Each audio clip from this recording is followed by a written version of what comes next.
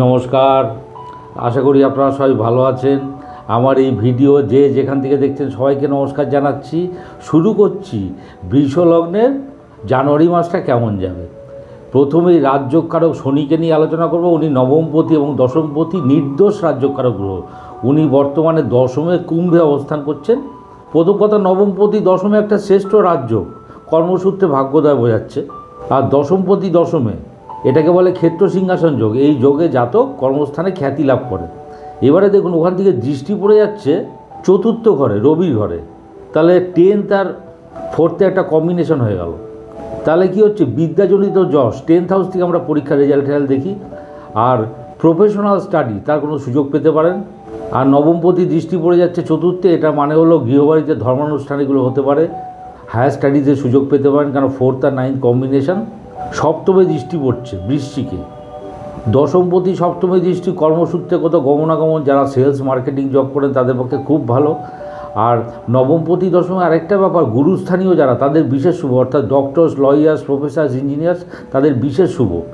আর দশম সপ্তম কম্বিনেশনের আরেকটা হতে পারে, সেটা হলো প্রমোশনাল অ্যাক্টিভিটি। 7th হাউস থেকে আমরা প্রমোশনাল ব্যাপার সব দেখি। আর নবমপতি সপ্তমে দৃষ্টি, কোনো আধ্যাত্মিক স্থানে গমনাগমন হতে পারে, বিজনেসে গ্রোথ হওয়া, এই ব্যাপারগুলো হতে পারে। মোট কথা খুব ভালো শনির অবস্থান এবং ফলাফল। এবারে আমাদের আলোচ্য বিষয় হলো বৃহস্পতি। বৃহস্পতির অষ্টমপতি এবং একাদশপতি। উনি বর্তমানে অবস্থান করছে লগ্নে, অর্থাৎ বৃষে এবং রোহিণী নক্ষত্রে, অর্থাৎ তৃতীয়পতির নক্ষত্রে অবস্থান করছেন, চন্দ্রের নক্ষত্রে। প্রথম কথা, অষ্টমপতি লগ্নে কোনো ব্যাপার নিয়ে টেনশান, কোনো টার্গেট জড়িয়ে টেনশান, এবং সেটা কী কী ব্যাপারে দেখুন।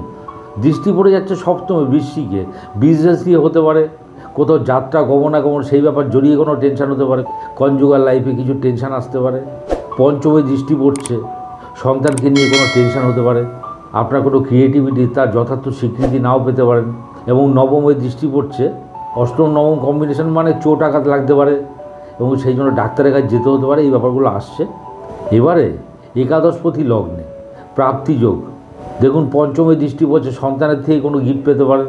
এবং সপ্তমে দৃষ্টি পড়ছে, বিজনেস থেকে গেইন করা, আপনার বেটার হাফের থেকে কোনো গিফট পাওয়া, কোথাও গমনাগমন, কোথাও যাত্রা, সেখান থেকে গিফট পাওয়া। এবং দেখুন, 11th লর্ডে দৃষ্টি পড়ছে নবমে, নবমপতি দশমে, কর্মস্থান থেকে কোনো অ্যাচিভমেন্ট হতে পারে। সুতরাং বৃহস্পতির অবস্থানও ফলাফল খুব ভালো। এবারে আমাদের আলোচ্য বিষয় রবি। রবি হচ্ছে চতুর্থপতি। উনি বর্তমানে রয়েছেন ধনুতে। উনি 14th জানুয়ারি চলে যাবেন মকরে।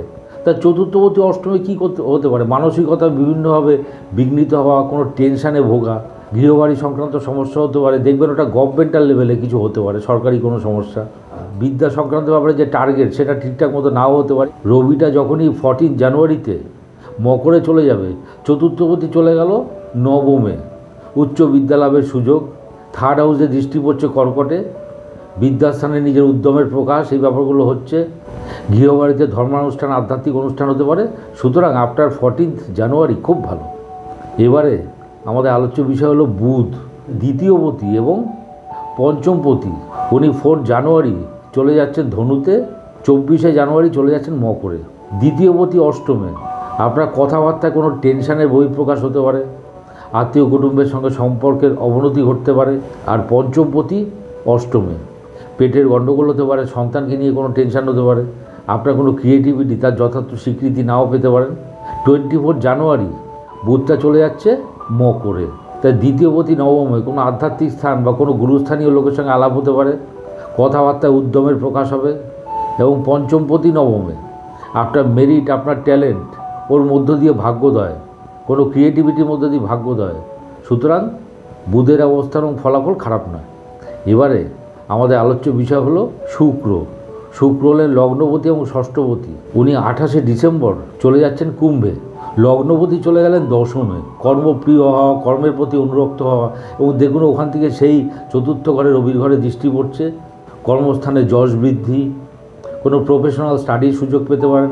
যারা স্টুডেন্ট তারা খুব ভালো রেজাল্ট করবেন, এই ব্যাপারগুলো আসছে। আর ষষ্ঠপতি দশমে, কর্মস্থানে কোনো বিরুদ্ধ পরিবেশ ফেস করতে পারেন, এর জন্য মানসিকতা বিঘ্নিত হতে পারে, চেস্টে কোনো প্রবলেম হতে পারে, সতর্ক থাকবেন।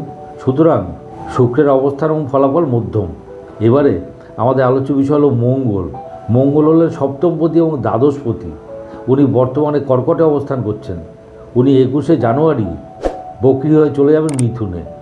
সেভেন্থ লর্ড তৃতীয়, ব্যবসার ব্যাপারে নিজের উদ্যমের প্রকাশ।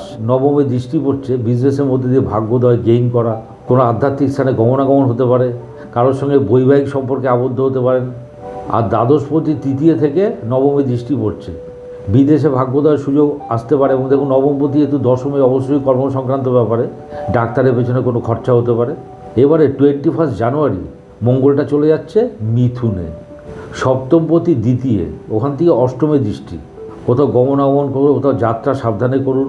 আপনার কনজুগাল লাইফে কোনো স্ট্রেস অ্যান্ড স্ট্রেন হতে পারে, বিজনেসে কোনো টেনশন হতে পারে। আর দ্বাদশপতি দৃষ্টি পড়ছে অষ্টমে, পায়ে কোনো চোটাঘাত লাগতে পারে, কোনো খরচাপত্র জড়িয়ে কোনো টেনশন হতে পারে।